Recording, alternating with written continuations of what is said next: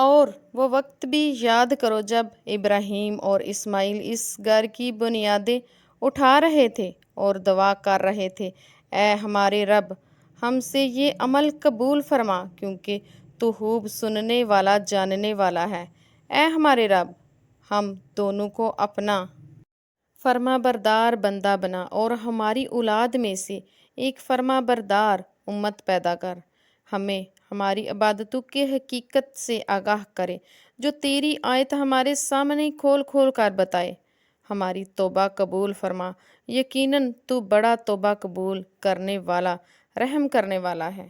اعوذ باللہ من الشیطان الرجیم، بسم اللہ الرحمن الرحیم۔ آج کا ٹاپک ہے خانہ کعبہ کی تعمیر کرتے وقت حضرت ابراہیم علیہ السلام نے کون کون سی دعائیں مانگی۔ قرآن پاک کی آیت ہے، ترجمہ کنز العرفان۔ اور یاد کرو جب ہم نے ابراہیم کو اس گھر کا صحیح مقام بتا دیا، حکم دیا، میرے ساتھ کسی کو شریک نہ بناؤ، میرے گھر کو طواف کرنے والوں، قیام کرنے والوں، رکوع کرنے والوں، سجود کرنے والوں کے لیے صاف ستھرا رکھو۔ کعبہ معظمہ کی عمارت پہلے حضرت آدم علیہ السلام نے بنائی، اور جب نوح علیہ السلام کی قوم پر طوفان آیا تو اس وقت وہ آسمان پر اٹھا لی گئی۔ پھر جب حضرت ابراہیم علیہ السلام کو کعبہ شریف کی عمارت دوبارہ تعمیر کرنے کا حکم دیا گیا تو اللہ تعالیٰ نے اس کو مقام بتانے کے لیے ایک ہوا کو مقرر کر دیا، جس نے اس کی جگہ کو صاف کر دیا جہاں پہلے کعبہ معظمہ کی عمارت موجود تھی۔ اور ایک قول ہے کہ اللہ تعالیٰ نے ایک بادل بھیجا جو خاص زمین کے لیے اس جگہ پر تھا جہاں پہلے کعبہ معظمہ کی عمارت تھی۔ اس طرح حضرت ابراہیم علیہ السلام کو کعبہ شریف کی تعمیر کی جگہ بتائی گئی۔ آپ نے اس کی پرانی بنیادوں پر کعبہ شریف کی عمارت کی تعمیر شروع کر دی۔ اور حکم ہوا کہ میرے ساتھ کسی کو شریک نہ کرو۔ کعبہ شریف کی تعمیر کے وقت اللہ تعالیٰ نے حضرت ابراہیم علیہ السلام کی طرف وحی فرمائی کہ میرے ساتھ کسی کو شریک نہ کرو اور میرے گھر کو طواف کرنے والوں، رکوع کرنے والوں اور نماز پڑھنے والوں کے بتوں سے اور ہر قسم کی نجاستوں سے خوب صاف ستھرا رکھو۔ یاد رہے کہ انبیاء علیہ السلام ایک عین کے لیے بھی شرک نہیں کرتے، وہ شرک سے پاک ہیں، گناہوں سے معصوم ہیں۔ اس آیت میں حضرت ابراہیم علیہ السلام نے فرمایا، میرے ساتھ کسی کو شریک نہ کرو۔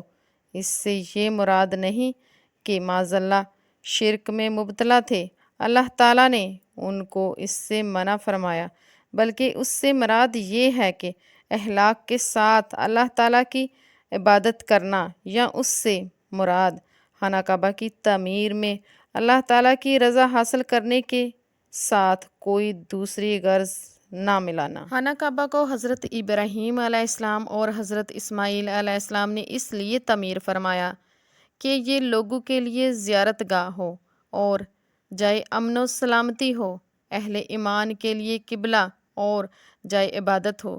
اسی لیے یہاں حکم دیا جاتا ہے کہ تم حضرت ابراہیم علیہ السلام کے طریقے کی پیروی کرو۔ حضرت ابراہیم علیہ السلام کا طریقہ نظریہ حیات توحیدی نظریہ حیات تھا، جس میں شرک کا کوئی بھی اشارہ نہ تھا۔ مقام ابراہیم وہ پتھر ہے جو بیت اللہ کی تعمیر کے وقت حضرت ابراہیم علیہ السلام نے اپنے قد سے اونچی دیوار قائم کرنے کے لیے استعمال کیا تھا تاکہ وہ اس پر کھڑے ہو کر دیواریں تعمیر کرے۔ مقام ابراہیم خانہ کعبہ سے تقریباً 113 میٹر مشرق کی جانب قائم ہے۔ مقام ابراہیم کا ذکر قرآن حکیم کی سورۃ بقرہ کی آیت 125 میں بھی موجود ہے۔ 1967 سے پہلے اس مقام پر ایک کمرہ تھا، مگر اب سونے کی جالی میں بند ہے۔ اس مقام کو مصلی کا درجہ حاصل ہے۔ امام کعبہ اس کی طرف سے خانہ کعبہ کی طرف رخ کر کے نماز پڑھتے ہیں۔ طواف کے بعد یہاں 2 رکعت نفل پڑھنے کا حکم ہے۔ حضرت ابراہیم علیہ السلام کے پاؤں کے نشانات موجود ہیں۔ سناٹے کی آغوش میں بھی زندگی۔ اب جہاں بیت اللہ بنا ہوا ہے، یہاں ایک ٹیلا تھا، سنسان بیابان تھا، کوئی رہنے سہنے والا وہاں نہ تھا۔ یہاں پہنچ کر ماں بیٹے کو بٹھا کر پاس تھوڑی سی کھجوریں اور مشکیزے میں پانی رکھ کر آپ چلے گئے۔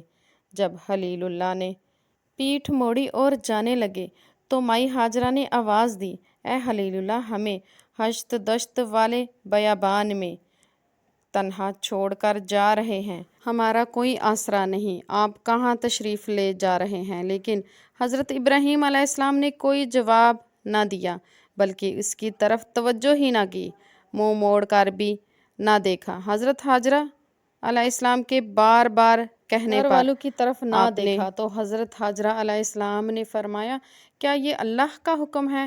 تو آپ نے فرمایا، ہاں، اللہ کا یہی حکم ہے۔ تب حضرت ہاجرہ علیہ السلام نے فرمایا، اللہ تعالیٰ ہمیں برباد نہیں کرے گا۔ خانہ کعبہ کی 10 بار تعمیر ہو چکی ہے۔ سب سے پہلے اسے فرشتوں نے بنایا، دوسری بار آدم علیہ السلام نے بنایا اور آپ علیہ السلام کی عمر ہزاروں سال تھی، تیسری بار شیس علیہ السلام آدم علیہ السلام کے بیٹے نے۔ یہ تعمیر طوفان نوح علیہ السلام پر گر گئی۔ چوتھی بار حضرت ابراہیم علیہ السلام نے یوں تعمیر ہوتے ہوتے حضرت محمد صلی اللہ علیہ وسلم کے زمانہ مبارک میں بھی خانہ کعبہ کی تعمیر ہوئی تھی۔